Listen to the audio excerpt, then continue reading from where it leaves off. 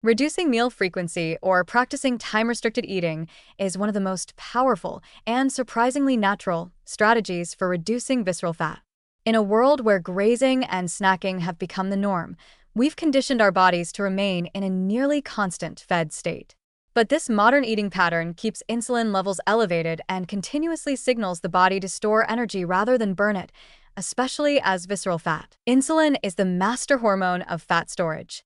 Every time you eat, especially carbohydrate or protein-rich meals, your pancreas releases insulin to shuttle nutrients into cells.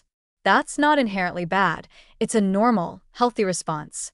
But when you eat too frequently, even small snacks, insulin never gets a chance to fall. This suppresses lipolysis, the body's ability to break down stored fat for energy, and gradually trains your body to rely on external food instead of tapping into internal reserves, particularly the dangerous reserves wrapped around your liver, pancreas, and intestines. Time-restricted eating, TRE, works by extending the natural fasting window that occurs between dinner and breakfast. A popular version is the 16:8 method, 16 hours of fasting, followed by an 8-hour eating window. But even more modest patterns like 14:10 or 12:12 can yield real metabolic benefits if sustained consistently. The key isn't extreme restriction, it's restoring balance to the fasted cycle, which our ancestors naturally followed due to periods of food scarcity, daylight eating, and physical movement. When insulin levels fall for long enough, the body switches into a fat-burning state. Growth hormone rises, autophagy, cellular cleanup, is stimulated, and fat becomes the preferred fuel. Studies show that TRE improves insulin sensitivity, reduces liver fat, and lowers visceral fat, even without major calorie restriction. That means it's not just about eating less. It's about when you allow your metabolism to rest and reset. There's also evidence that reducing meal frequency lowers inflammation, particularly in people with metabolic syndrome or prediabetes, two conditions closely linked to excessive visceral fat.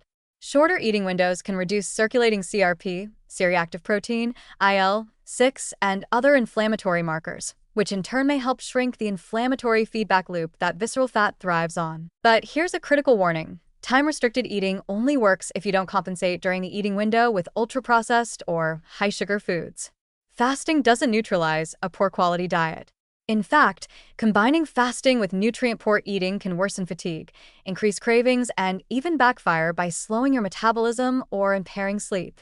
The most successful fasting protocols are built on a foundation of whole, anti-inflammatory foods, lean protein, healthy fats, fiber-rich vegetables, and unrefined carbs, consumed within a defined window. Another trap to avoid is underhydration during the fasting period. People often mistake thirst for hunger, especially in the morning. Drinking water, herbal teas, or black coffee can help you stay energized and reduce the temptation to break the fast prematurely. Hydration also supports the detoxification and fat metabolizing processes your body initiates during a fasted state. It's also important to listen to your body. Time-restricted eating isn't for everyone in every phase of life. People with a history of eating disorders, certain hormonal imbalances, or high stress levels may not benefit from aggressive fasting.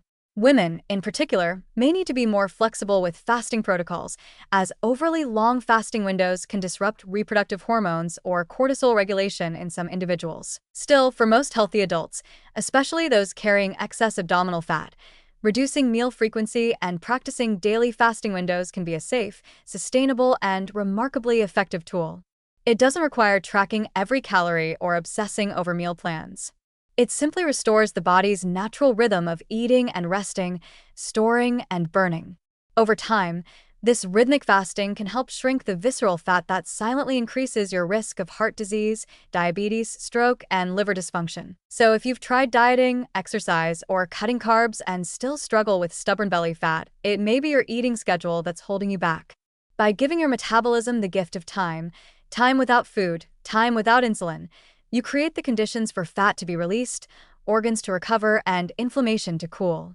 It's not a miracle, and it's not instantaneous. But it's one of the most grounded, physiologically sound ways to unlock real, lasting visceral fat loss.